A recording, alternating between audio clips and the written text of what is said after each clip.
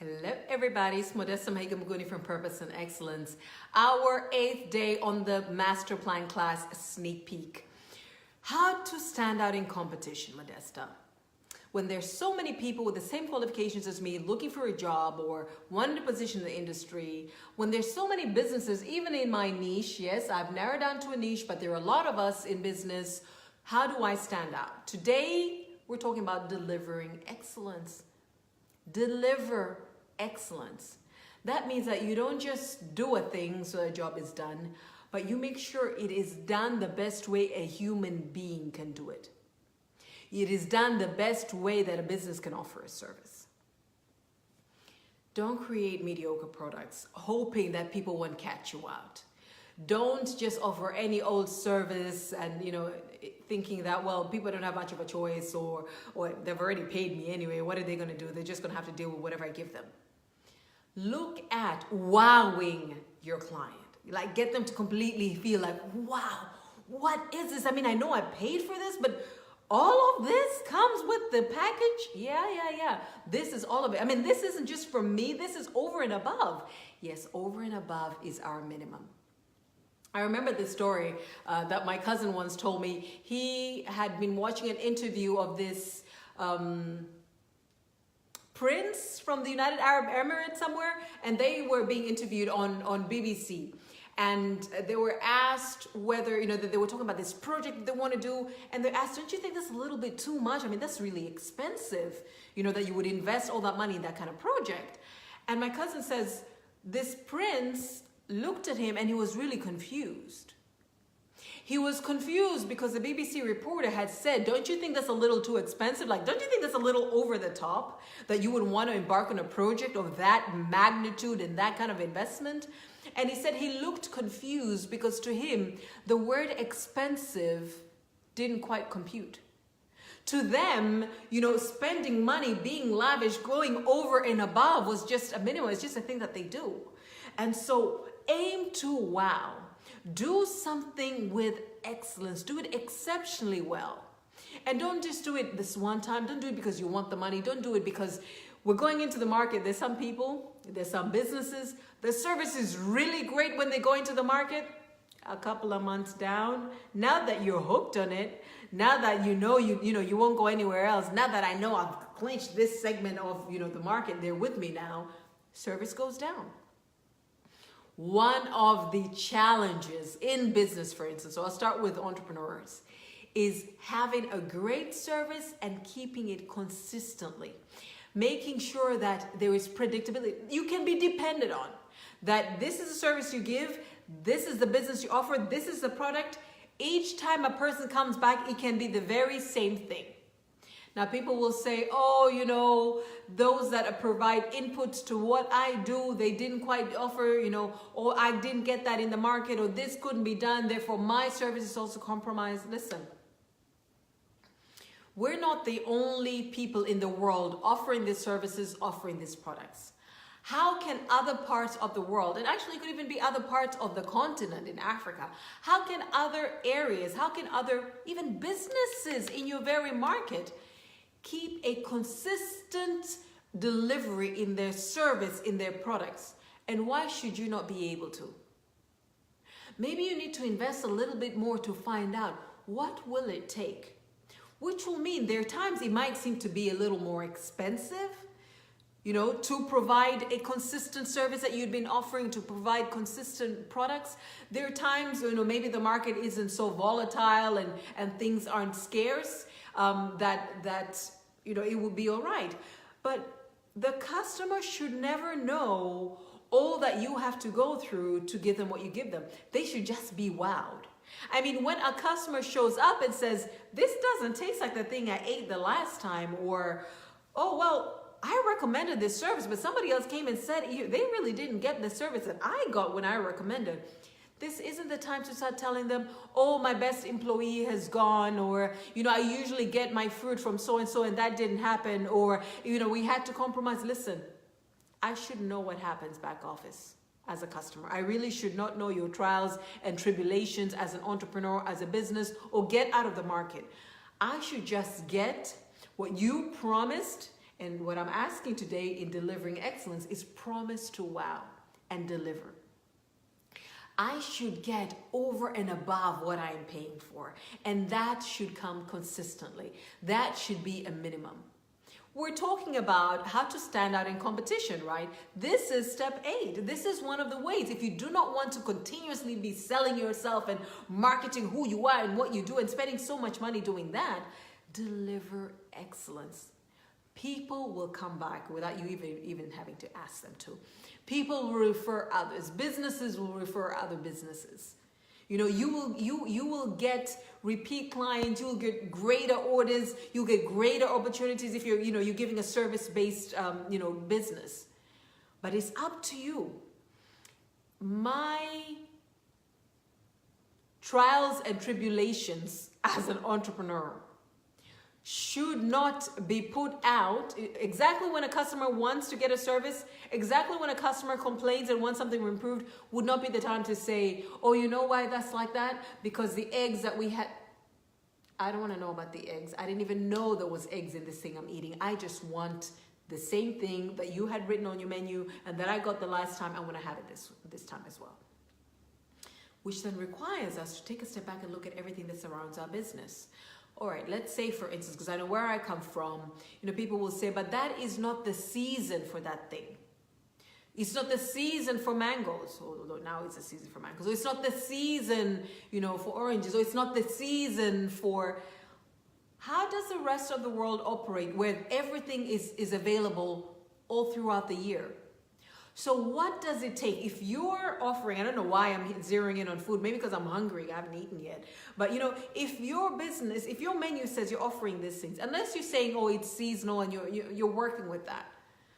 But if you know that what you need comes in seasons, or what you need depends on, some truck coming in or a container being released, and sometimes there are issues, then you need to take inventory and you need to look at your stock and saying, what does it take so that there is no interruption to my delivery, there is no interruption, there is no compromise in the quality of what I am giving, so that I can always deliver excellence. One thing that people definitely know, they can expect from my business is that I will deliver excellence, and I will do it consistently. They can depend on that. They can rely on that every time they show up, I will give them the very same service, the very same product they've been expecting. And so you need to look at not just now, what is before me now, and so what am I giving? Oh, let me do the best that I can.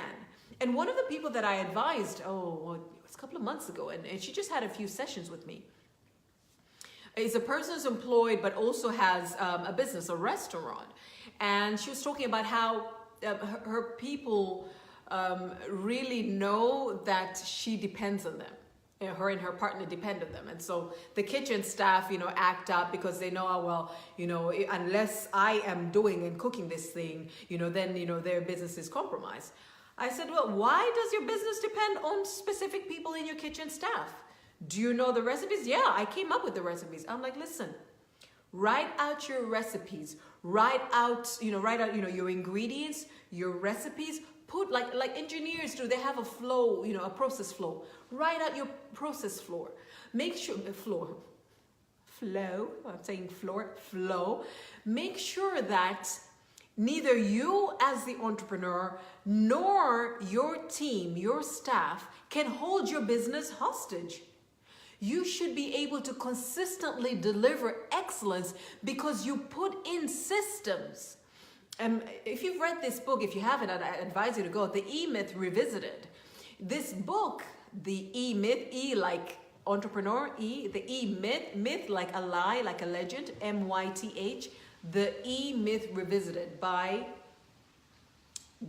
Michael Gerber. And he says, imagine franchise. And so if you've heard of KFC, you've heard of McDonald's, we're talking about franchises. It's a restaurant now owned by different people in different cities, different countries, but you get the same formula in their food. And so how is it a person who did not go to America where, KFC and McDonald's started, is creating the very same experience, the very same food, very same taste in, I'm going to say Dar es Salaam, Tanzania, because that's where I'm from. So how is that happening? Well, they put a system around it. This is what franchises do. The brand itself is so important to them. They want to make sure anybody that carries that brand, in that business model, will be able to deliver the excellence and the quality, the standard, and consistently do so as the original. Otherwise, they do badly in the satellite, business, their entire brand globally will be compromised, because people will say, so much for McDonald's, so much for KFC. In my country, they don't want that. And so what do? They don't take chances. They want to make sure they can always deliver excellence. That is not, it doesn't depend on people. It doesn't depend on where they are. Not everybody leaves their country and goes to train for McDonald's in the US. No. They stay way there. Why? Because they have formulas. So I was advising her, the sauces that you use that are specialized, create those sauces, put them in the fridge, create recipes, put them out. These are the ingredients, these are the quantities, and this is what you do. What is the process for how things are run in the kitchen, if the kitchen staff are what are really getting to? Write that out so that anybody who comes in, obviously, with minimum qualifications that, can do it, will come in and will be able to execute. Do not let people hold you hostage. Don't hold your business hostage because of your availability or your ability to produce consistent results. And don't let other people do that either. One of the things that I advise entrepreneurs a lot is make sure that when you're starting out, you can control up to 70% of your business output, your delivery, without having to depend on somebody else externally, because it could make or break your business. And so one way of doing this is putting in systems and structures, is creating formulas, so to speak, whether it's formula for a product or formula for a service. This is what we do. This is how we do it. This goes here, followed by this. So you could even be absent in your own business and things still run smoothly. This is a way of delivering excellence and standing out in competition. That when I go to them, I know for sure that I will get this service or I will get this product. And it will be the very same every single time. When people are expecting you to deliver, it's not the time to come up with the reason why you cannot. Why this time you didn't, but please come back next time and I'll make sure. They're not going to come back. And so you get the one chance to impress, do that. And next time somebody shows up, do that. Pretty soon, by word of mouth, people themselves will be lining up to do business with you. I mean, people will even be waiting for their orders because it's you and you alone that they want to do business with. All right, Modesta, you've spoken so much to the business community, to entrepreneurs. What does it look like to deliver excellence as an individual? Don't get me started, because those be some fighting words. I've been fighting with people for decades about this. Delivering excellence, well, first of all, means you need to look, speak, act like that which you promise. I am looking for a job. I am looking to position myself in the market. My documents should look like a person of that caliber. Listen, it doesn't matter that you're not there yet. Many a times I speak to people and some people get so frustrated. They're like, Modesta, when I get to that level, I will act like I'm at that level, but I'm not there yet. And I say, by then it'll be too late. You need to now look, dress, speak, conduct yourself like that thing which you want to position yourself for. You cannot live any which way.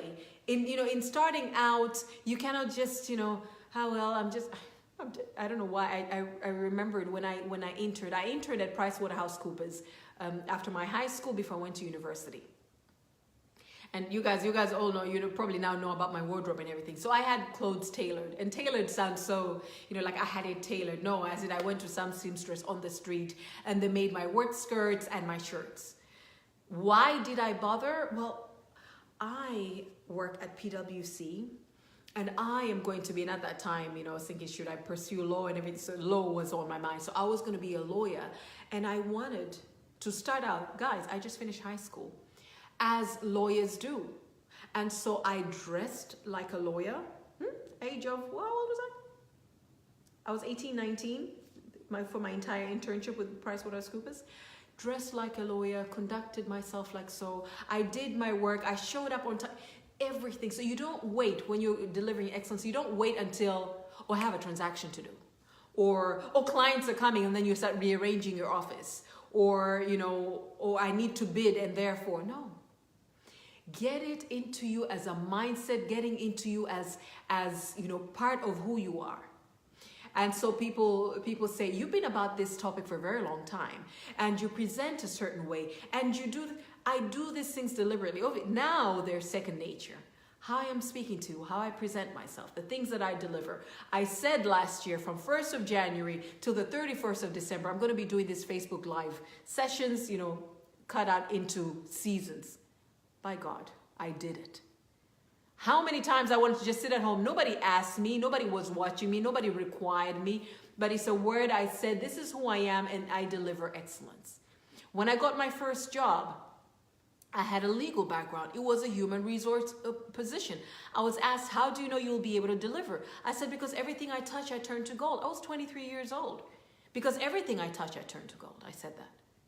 You know, I know myself. I know my work ethic. I know how I perform. And therefore, this is what I will do. And I did it. And there are times it was so difficult. I remember there's a time I was told to prepare a presentation, a PowerPoint presentation for my director to present to the executive committee. I had never done a PowerPoint presentation. I didn't even know what PowerPoint was about. You better believe I started early. I found out what it was. I created a presentation with animation and transition and everything that she needed. Neatly done. When you are asked, or rather, not even when you are asked, if you know that you're somebody who wants to go somewhere, you're at entry level, maybe you want to get promoted, that you're starting out here, but you want to make senior management, that you're doing what you're doing right now, but when you leave employment, you want to position yourself as an industry expert, as a consultant. Everything about you, your CV, your cover letter, your dress code, listen, the way you eat, yes, etiquette is also important. Your integrity, your ethics, everything about you must speak excellence. I've had a couple of people this past week making fun of my English, like, oh my goodness, all that English, you know, why don't you speak Swahili? Because I'm not only targeting Swahili speakers. I'm targeting the entire continent. I'm targeting people in the diaspora. And so I will speak English. And of course, if I had to, naweza kuongea Kiswahili. Na nakiongea vizuri. Tunaweza kukaa hapa siku nzima tuongee Kiswahili. Kila ninachofundisha kafundisha kwa Kiswahili. Lakini siongei na watu ambao wanaongea Kiswahili peke yake. Kwa hiyo lazima, I need to take it up a notch. Now the accent I'm not putting on. This is my accent. I'm not pretending. This is my accent. But I want to make sure when I communicate. So listen, look at when I speak to you. I am animated. I lean in. I go back. I use gestures, hopefully not too much. When I dress, you know, I want to present myself. I want to be presentable. You're not paying me. You know, you're not taking this and it's going to be taken somewhere for me to be vetted, or maybe you will. But point is, I must hold myself to this standard. And every time, not just when it's about, you know, my CV is being checked. Let me check how's my CV. Or I'm being interviewed, and so I need to, you know, present myself. I need to live ready. I need to live a life of excellence. It has to be what I do. You do not take care of a house when you get your own house. If you cannot take care of the place that you're renting, you don't have what it takes to take care of your own house when you get it. If you cannot take care of, or, you know, take care of your car, you know, when you're just starting out, you're like, this is just a car for when I'm in transition. You're not going to take care of that great Porsche or whatever it is that you want to get later. You know, if you're not a person who can keep time and be consistent now, you're not going to do that when you get in higher positions of leadership and influence. So excellence isn't a thing we do. Excellence is a mindset. Excellence is a lifestyle. So embrace it as a lifestyle. You will stand out in competition. Why do you say that, Modesta? Because people are so content to be mediocre. So many people are just so content to do the minimum not to get fired. Just the minimum to stay afloat. And so when you stand for excellence, and not just when you're being assessed, but that's just who you are. No matter where they find you, this is what they will find. You will stand out. You will be called. You will be the person that is chosen. And so we started out with step 1. We're now on step 8. Step 1 was know what gets to you when you want to stand in competition. Know what gets to you so that you can be presenting what is authentic and what you have been through yourself. And people who want to work with people who've gone through what they're struggling with, who know or who've innovated a product or a service, or who want to work with an organization because they've been through that before and they want to help you cross. Step 2 was add value. Don't just do the minimum. Add value, going over and above so that people can feel like you truly see me. I mean, you're not just about offering this service. You're not just about giving me this product. You're not just about getting a job. You truly see what this business is about and what it wants to position as. And so add value to stand out in competition. Number 3 was get to know their pain. Whatever they're going through, don't make assumptions. Don't make assumptions of what people are going through as an entrepreneur and just give a service or a product that you think would be good for them. That is very obnoxious. That is really arrogant. And it's not going to serve us well. You will stand out in competition if you can get to ask and know their pain from their mouth and get enough people to tell you their pain so that you can, step 4, tailor your solution to them and what they need. And then step 5, I might forget some of these things. What step 5 was? Okay, I haven't written it down. Let me just continue thereafter. I don't have my diary today, and that's why I'm getting stuck on my step 5. You also want to be. You want to know your customer, know them down to a T, know who it is you're speaking to, what their interests are, what their lifestyle is like, so that what you're offering really is, tailored to them. You want to be a person that is flexible, that is human. And I spoke about this yesterday. You want to be human so that people can feel like, okay, I know they're doing a business and I know they care about the bottom line, right? The Benjamins about the money, but they're also human to understand life happens to the best of us, and so they're flexible.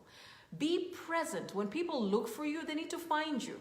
They need to Google you and find you. They need to ask other people in your industry and find you. They can ask your previous employer and find that, yes, you are who you say you are now that you're looking for a job, or now that you're looking to pitch your business. You are who you say you are, and you have done the things that you are now proposing to do for me.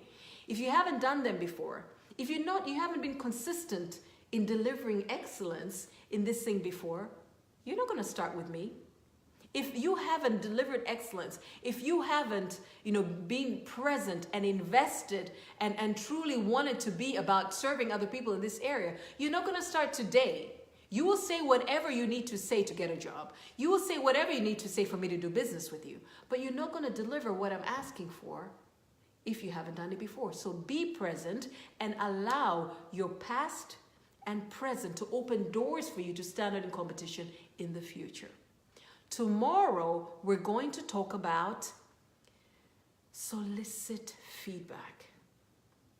Ask people how you're doing. Now that you're in business, now that you are working, solicit feedback. There's some people in employment who find out they weren't doing well when they find out they're not being confirmed at probation. Up to then, they did not know and they didn't bother to ask how they were doing. And because sometimes giving feedback is awkward for people, nobody tells you you're not doing well. Just when you think you're going to be confirmed and going to continue working with this organization, oops, pulled out. No, you're not going to work. And so solicit feedback so that you can change things, so you can enhance, so that you can improve, whether it is your business or yourself in what it is you're doing, whether it is a job or positioning in the industry. And then the day after, we will finish our 10 steps to standing out in competition with ask for referrals. I just came from a Masterplan session right now, and we're talking about communicating, that when you communicate, you need to ask, and this is just a little extra, ask yourself, what are my objectives? Who is my audience? And what is my message? And part of your message with anyone you're speaking to, whether it's pitching your business or yourself for employment or for industry positioning, is, I am doing this. Can you put in a word for me? I am about this, and I have done this before, and these people can vouch for me, or you yourself know that I do this. Can you refer me? Or when I do this thereafter, would you be in a position to refer me? I mean, there are times you would even give a service, an unpaid service. Oh, unpaid. Yes, unpaid service. And you say, can you refer me? I'm doing this, or I'm giving you a discount, and this is for you, but would you, if you like it, of course, not manhandling people and forcing them, manipulating them, but saying, if you're satisfied with what I'm doing for you, can you refer me to others? And people would be more than happy to do that, but you need to ask them. You need to ask them first. And so we'll do that as step 10. I hope these steps are helping you guys see how you can stand out in competition without overtly selling yourself and spending all that money in marketing. Please do share these with people. For anyone who's interested in the Masterplan class, because these are some of the ways that I answer this question with participants of the Masterplan class, you can go to purposeandexcellence.africa/masterplan. You will see it below. And get to check out what the Masterplan class is about. I am now, I've put an offer for the Masterplan class. 2 people can register for half, the price. The Masterplan class is really your journey from where you are to where you want to go. Discovering your purpose to delivering excellence. So whether you want to go from employment to entrepreneurship, an entrepreneur wanting to go back in the market, yes, I do get entrepreneurs who want to go back, into employment, or you've been out of either, both, for a very long time and you want to transition and you're saying, is it going to still reflect well for me, the fact that I was studying all these years, or the fact that I was raising children, or maybe I'd been ill and now I want to come back? And the Masterplan class helps you with the success strategies that you can employ in your day-to-day life, and a plan that you can execute daily to get you to deliver excellence, to get you to reach your goals in the marketplace. All right, it's been great. Thank you very much for your time, and we'll see each other again tomorrow. And hopefully I will be seated and very comfortable and not running around in a public place like I did yesterday. Thank you for your patience and your support. Do share this with others, especially if you're not from Tanzania. Tanzanians, you're happy to share. But I want to reach more people on the rest of the continent and in the diaspora. Please do share what Purpose and Excellence is about with other people in your sphere of influence. Have an amazing evening, afternoon, or morning if you're in Australia and New Zealand. Bye.